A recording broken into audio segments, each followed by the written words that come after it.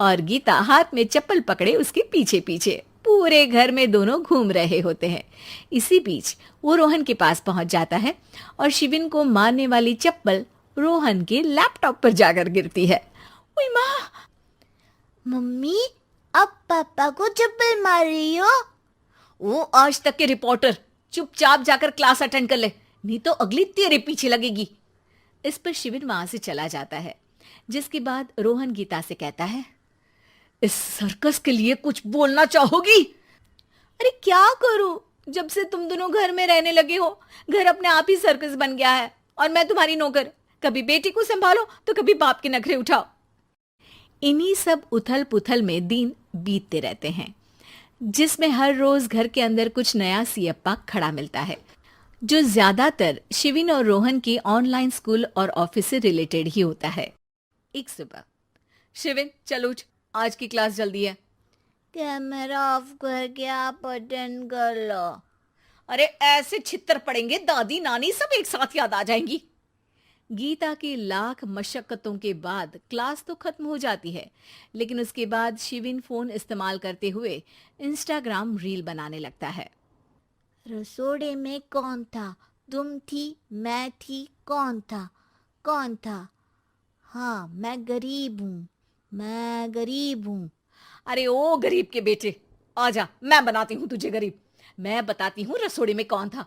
पढ़ाई करने बोलो तो इनकी माँ मर जाती है, और ये पागलपंतियां जितनी मर्जी करा लो। गीता शिविन को डांट रही होती है, तभी रोहन बीच में बोल पड़ता है, अरे बच्चा ही तो है, इतना गुस्सा क्यों कर रही हो? बेटे का साथ देने की इसी एक कोशिश में अब शिविन के साथ साथ रोहन भी गीता के गुस्से की सूली पर चढ़ जाता है। अगर बेटे पर इतना ही प्यार आ रहा है तो इसे क्लास अटेंड क्यों नहीं कराते, इसका होमवर्क क्यों नहीं कराते? उस समय तो बहुत जल्दी मीटिंग आ जाती है, वो काम मैं करूं और यहाँ इस बेफिजुली की चीज में तरफदारी करके बन जाओ महान। हे भगवान, कोई तो इनके ऑफिस और स्कूल खुलवाओ, मैं इन्हें और घर में नहीं सह सकती। अरे कुछ और मांग लेती, क्योंकि तुम्हारी ये विश इस साल तो पूरी होने से रही, कोरोना। हाय नास पिटे ने जिंदगी ही बर्बाद कर दी। खाए कोई पचाए कोई, कल मुझे चुन चुन कर सबको मेरी बद्दुआ लगेगी। उन्होंने दुनिया का और इन बाप बेटे दोनों ने मेरा जीना मुश्किल कर दिया। गीता वहां से चली जाती है, जिसके बाद रोहन शिविन से कहता है, अरे तुम्हारी मम्मी इतनी भड़की हुई क्यों है? आपकी वजह से पूरा समय घर में रहते हो और उस पर कोई काम कराने की जगह बस ऑर्डर देते रहते हो। अच्छा बेटे, सारा इल्जाम मुझ पर, पूरा दिन तो वो तुम पर ही चिल्लाती है।